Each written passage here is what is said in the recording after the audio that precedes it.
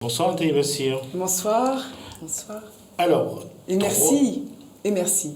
Et merci pour l'invitation qui me permet vraiment, de remercier tous les électeurs qui m'ont fait confiance et qui m'ont soutenu pour ce premier tour, et deux, de me permettre de m'exprimer face à tous les Réunionnais, à ceux de la 3e circonscription, certes, parce que ce sont les électeurs qui rejoindront ma candidature, mais également tous les Réunionnais, parce que c'est un député à vocation nationale quand même que nous avons. Donc si c'est un député de la nation, d'autant plus un député de toute la Réunion. Alors je vous remercie sincèrement. Nathalie Bassir, donc vous êtes arrivée en tête dans cette circonscription dimanche dernier, mais il n'y a que 655 voix qui vous séparent de du second, c'est-à-dire Jacques Éwaro. Il y a eu aussi 57 000 personnes qui n'ont pas voté. Déjà, dans un premier temps, comment expliquez-vous ce taux d'abstention énorme? Oui, qui est énorme sur notre circonscription, mais qui est énorme au niveau du national. Et là, ça montre vraiment aujourd'hui des citoyens qui sont désabusés et qui ne font plus confiance. Et je l'entends, tous pareils, tous menteurs, voleurs, machin, enfin bref, vous connaissez. Vous dire tous pourris. Ah non, pas mais voilà. Mais c'est ce que vous entendez sur le terrain? C'est ce qu'on entend. C'est ce qu'on D'accord. entend. Donc vraiment, c'est tout ça qui fait qu'aujourd'hui, nous en soyons là. Donc ce que je propose, c'est justement ce renouvellement de la classe politique. C'est un renouveau dans sa façon de porter la politique vis-à-vis des électeurs. Et depuis 2008, je m'attache à redonner confiance. Voilà, je me suis engagée sur le terrain, en campagne, en 2008. Voilà où j'en suis aujourd'hui. J'avais dit, je recevrai la population. Voilà, est-ce que, oui ou non? Est-ce que ça va être pour vous, une tare? Vous dites pour un renouvellement de la classe politique. Mais quand vous êtes soutenu par Jean-Paul Virapoulet, par Michel Fontaine, Didier Robert, Jean-Yves Lagourgue, Nassima Dindar, ce ne sont pas des jeunes de la politique? Oui, mais j'ai tous les militants qui sont jeunes. Bien, mais comment ce sont... non, ce n'est pas du tout une tare. C'est des hommes et des femmes qui sont engagés et qui font le choix aujourd'hui de soutenir une nouvelle politique également. Parce que leur politique allait certainement dans un contexte particulier, allait avec ce qu'ils vivaient il y a quelques années de cela. Aujourd'hui, les électeurs sont clairs. En tout cas, ceux qui s'abstiennent, les électeurs qui s'abstiennent sont clairs dans le sens où ils se disent il faut que ça change, on a envie de voir autre chose et on ne croit plus. Mais Nathalie Bassir, est-ce qu'on vous fait la remarque, je vais sur le terrain, en vous disant que oui, mais bon, vous êtes quand même le candidat vous êtes soutenu par la plateforme de la droite unie, mais est-ce qu'on vous dit que vous êtes le candidat de Didier Robert, le candidat de la région? Non. Non? Ah ben non, vraiment, sincèrement. Non. Je crois qu'aujourd'hui, après près de 10 ans, après cette première campagne en 2008, ils savent aujourd'hui que voilà, c'est Nathalie Bassir qui va sur le terrain, c'est moi qui reçois, c'est moi qui fais bouger les dossiers. Bien sûr que j'ai l'appui de la région, je suis conseillère régionale. Bien sûr que aujourd'hui, j'ai la possibilité d'œuvrer vraiment plus fortement pour la population, pour les jeunes notamment, puisque je suis élue déléguée à l'éducation et à la jeunesse. Donc c'est vraiment les moyens qui me sont donnés pour mieux prendre en compte les familles, les difficultés des familles, des étudiants, et pouvoir proposer des dispositifs qui soient à leur convenance. Sincèrement, est-ce que vous vous attendiez à ce résultat de dimanche dernier ou vous avez été surprise? Parce que vous êtes quand même face au candidat qui est soutenu par la municipalité. On connaît le poids du tampon d'André Tianakoun dans cette circonscription. C'est vrai, c'est vrai. Alors, on me le disait tellement sur le terrain que j'ai été surprise à demi. Comment vous dire? Parce que je l'ai entendu sur le terrain. C'est vous qu'on veut. C'est vous qu'on veut. Oui, d'accord, c'est cette proximité-là, surtout dans les autres communes qui ne me connaissaient pas et que j'ai rencontrées depuis quelques mois déjà. J'ai vraiment accordé du temps à tous les Réunionnais et toutes les Réunionnaises de la 3e circonscription. Et je crois que c'est ça qui a fait ma force. Je n'ai pas seulement dit, écoutez, votez pour moi. Je suis la candidate d'un tel ou d'un tel. Non, je suis Nathalie Bassir. Voilà ce que je vous propose et c'est à vous, c'est avec vous que j'ai envie de parler parce que c'est pour vous que je porte un projet. C'est vous qui m'intéressez, c'est vraiment le projet que j'ai rédigé avec une équipe bien sûr, mais un projet qui correspondait et qui correspond aujourd'hui aux attentes des Réunionnais Alors et des Réunionnaises. justement, ces attentes, quelles Oui. sont-elles? Les attentes, si on parle d'un point de vue de projet, de ce que je peux défendre, les familles ont besoin d'un meilleur pouvoir d'achat. On a besoin demain de pouvoir leur assurer la possibilité de payer une petite facture d'eau, une petite facture d'électricité. Je reçois tous les lundis en 30 et 40, 45 personnes. Je rencontre sur le terrain, c'est quoi les difficultés des familles? C'est l'électricité qui n'arrive plus à payer. Ok, on a augmenté, lors de ce dernier quinquennat, augmenté la tarification de l'électricité. Je propose qu'on baisse. On peut augmenter? Alors ça veut dire qu'on peut baisser. Qu'on baisse de 5%. Déjà, on rétablit une petite marge. Ensuite, on baisse les impôts de 10% pour tous les ménages. 10% pour pouvoir permettre petit à petit d'aider. Oui. Sur le revenu ou sur les impôts sur le revenu. Comme la TVA ou autre?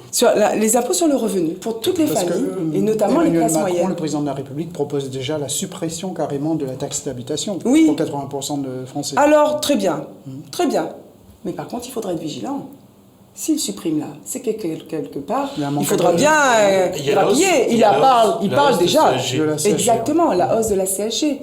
Ce que je voudrais dire, c'est que c'est vraiment toutes ces préoccupations qui me portent aujourd'hui. Je ne suis pas dans la municipalité, d'accord? Et c'est dommage que je n'ai pas face à moi mon adversaire demain. C'est pouvoir demain dire réellement, les yeux dans les yeux, à des familles. Vous voyez, j'ai compris. J'ai compris ce que vous vivez. Faites attention, vous êtes comme Cahuzac en disant ça. Hein. Je comprends. Non, monsieur Montrouge, je comprends ce que vous vivez et je vais continuer à me battre pour vous parce que vous savez que lorsque j'étais élue municipale, je l'ai fait. Je suis intervenue auprès du conseil municipal. Au tampon, vous voulez dire, sur la liste de Didier Robert. Voilà, de 2008 à 2014. Et aujourd'hui, nous avons un candidat qui défend lui aussi le pouvoir d'achat, mais qui, dans le même temps, a voté l'augmentation de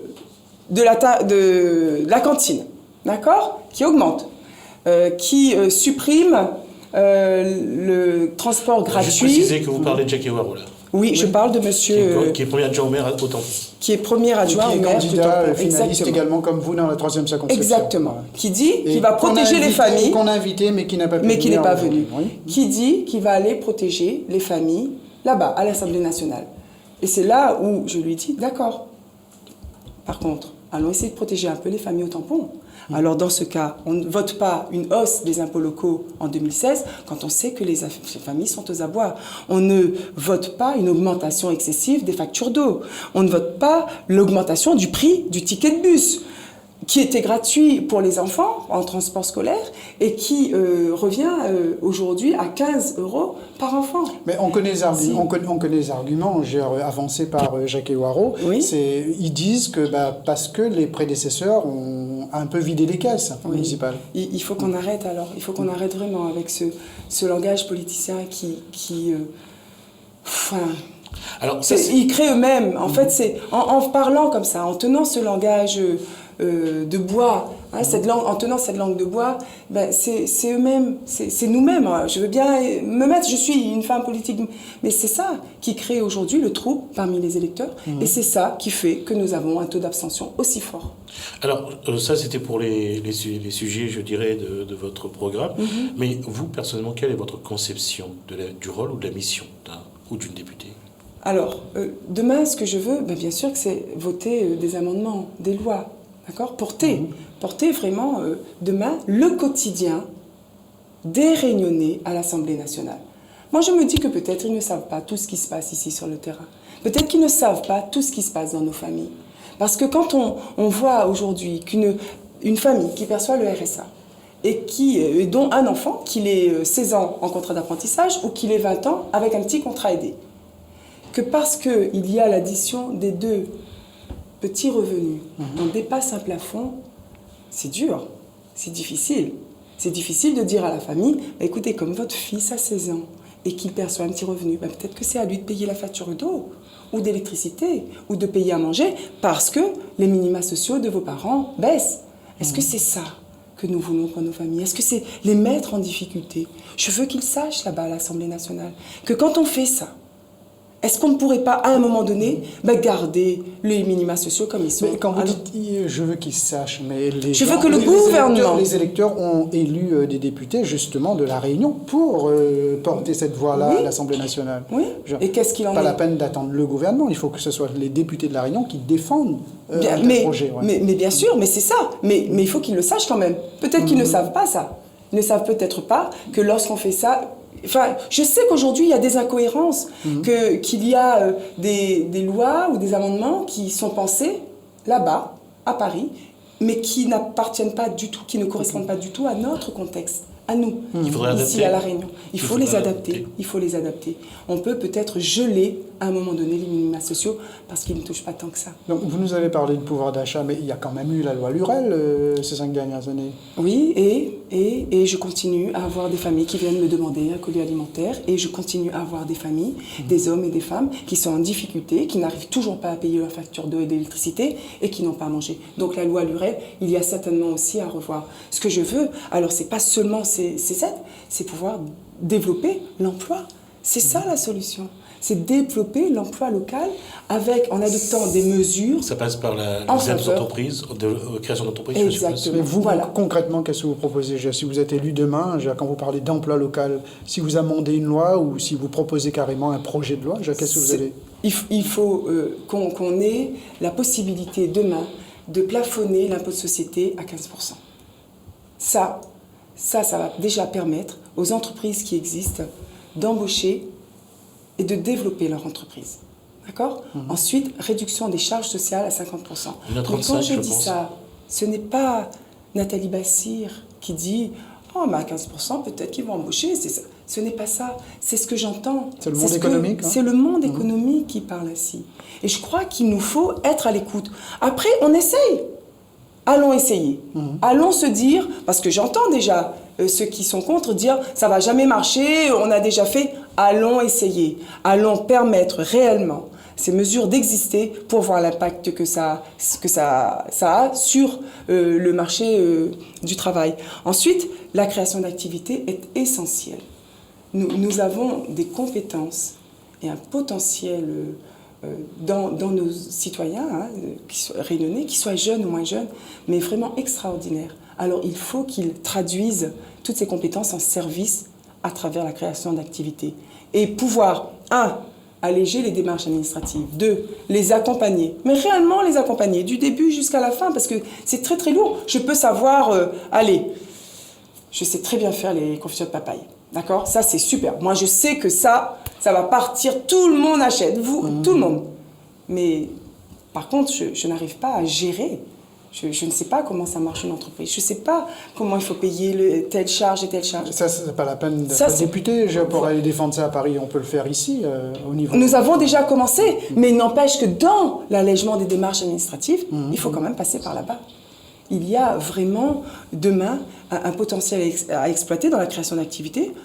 En agriculture, allons encourager encore plus l'agriculture, et notamment bio, parce qu'elle marche. Et qu'on a de plus en plus de consommateurs bio à La Réunion. Allons voir comment on peut à nouveau créer plus d'emplois dans le tourisme. On va multiplier par 2 l'arrivée des touristes des croisiéristes, pardon. Des croisiéristes, vous riez, mais il y aura un impact certainement. Quand je viens et que je découvre une île comme La Réunion, de passage, je sais, il y a des bus entiers qui montent à la Cité du Volcan. Dès qu'ils arrivent, c'est le premier circuit qu'ils font. C'est vrai, il y a surtout les touristes chinois qui ne boutent pas leur plaisir là-dessus. Et je dis pourquoi? Parce que le chiffre de 400 000, on y est collé depuis un moment. Et ça a changé, c'est arrivé jusqu'ici. On n'est pas arrivé, on a atteint 600 000. On a du mal à décoller, ça c'est quelque chose. Mais ce que je veux dire, c'est qu'on est autour de 30 000 croisiéristes, je crois, par an actuellement. Comment faire en sorte que... Parce que le problème, c'est que d'amener toujours du monde au moment où les bateaux arrivent, que ce soit les transports, l'accueil, les artisans, et parfois ils arrivent le dimanche soir et... Il y a un début à tout. Rien n'est organisé. Il y a un début à tout. Voilà. Mais on s'améliore. Il y a un début à tout. Ce sont des premières. Bien sûr qu'on est plutôt maladroit dans les premiers temps. Mais je sais qu'il y a vraiment une volonté d'améliorer ce service d'accueil, d'accompagnement, de visite. Et là, je dis aux Réunionnais, et notamment dans les réunions, je dis aux jeunes, notamment parce que c'est eux qui seront demain nos ambassadeurs auprès de ces touristes et qui devront s'exprimer dans la langue étrangère. Il y a une revendication très forte également qu'on entend pendant cette campagne électorale, et on l'a même entendu pendant la présidentielle, c'est la revalorisation des petites retraites. Est-ce que vous entendez ça sur le terrain? Parce qu'il y a des gens qui touchent 200, 300 euros après avoir travaillé. Mais oui, et qui trouvent vraiment injuste le fait d'avoir vécu... nos anciens, enfin nos aînés, souvent, ils ont travaillé dès l'âge de 13 ans, 15 ans. Hein. Oui, ils ont commencé très tôt. Alors, quand ils sont agriculteurs, quelquefois, ils sont toujours avec leurs bottes le matin pour pouvoir continuer à récolter et avoir un petit complément. Mais bien sûr qu'ils ont le droit de s'arrêter et d'avoir une retraite digne de ce nom, et ils le feraient. Et les agriculteurs, en tout cas, s'arrêteraient et repasseraient la main à des jeunes agriculteurs s'il y avait cette possibilité. Alors oui, la revalorisation des petites retraites, ce n'est même pas... c'est un droit, mais c'est un droit élémentaire, quoi. Il va nous rester 2 minutes. Alors, après, l'avant-dernière question, c'est quel mandat allez-vous abandonner demain si vous êtes député? Je suis conseillère régionale. Ouais. Ça me donne un ancrage aujourd'hui au niveau de mon territoire. Alors, je resterai conseillère donc, régionale parce que c'est aussi un programme de Réunions-nous que je porte à l'Assemblée nationale, c'est-à-dire pour travailler pour les entreprises, pour travailler au niveau de l'éducation, donc c'est tout ça que je porterai. Et j'ai besoin de ce mandat également pour rester au plus près des préoccupations des uns et des autres. Alors rapidement, vous avez déjà trouvé votre assistant parlementaire? Non. D'accord. Il faudrait qu'elle soit élue. Oui. Moi, je n'ai pas pour habitude de faire la boue avant la pluie. Et il nous reste 1 minute, je vous accorde 1 minute pour faire votre déclaration. Merci. Alors, je m'adresse à tous les Réunionnais et particulièrement, bien sûr, à ceux de la 3e circonscription, les Tamponnais, les Riviérois, les Silaosiens, les Entre-Deuxiens. Je m'adresse à vous, je m'adresse à ceux qui ont fait le choix d'un autre candidat pour ce premier tour et à ceux qui se sont abstenus. Je vous demande de me faire confiance. Je porte aujourd'hui une politique qui veut continuer à vous écouter, qui ne veut pas vous oublier et qui veut continuer à vous respecter parce que c'est celle que je mène depuis près de 10 ans maintenant. Une politique humaine, une politique de proximité. Je veux être votre député qui présentera votre quotidien, vos difficultés, mais aussi vos projets, vos ambitions à l'Assemblée nationale pour protéger votre pouvoir d'achat, pour protéger les familles, et notamment les plus vulnérables, à travers nos Gramounes, pour développer l'emploi local, en adoptant des mesures en faveur des entreprises et de la création d'activités. C'est vraiment pour vous que je veux travailler demain, c'est être à votre écoute, continuer à vous donner confiance et pour cela, j'ai besoin de vous. Alors, rejoignez ma candidature et celle de Jean-Alain Cadet le 18 juin prochain. Je vous remercie beaucoup pour votre écoute et je vous demande aussi de rester libre par rapport à toutes les consignes qui peuvent vous être données, parce que votre voix, elle est à vous. Si je respecte le choix des candidats de donner leur voix ou de ne pas donner de consigne de vote, ce que je voudrais vous dire et vous faire passer comme message, c'est que votre voix, elle est à vous. Merci. C'était 1 minute façon Bassia. À l'Assemblée nationale, si vous y êtes, ça ne sera pas aussi facile. Merci Nathalie Bassia. Très bien, c'est moi. Que je vous vous êtes remercie. La candidate de la plateforme de l'Union de la droite dans la 3e et du centre, dans la 3e circonscription, et que vous avez face à vous ce dimanche 18 juin Jacques Ewaro, donc du FRA, France Réunion Avenir, donc pour ce second tour des législatives.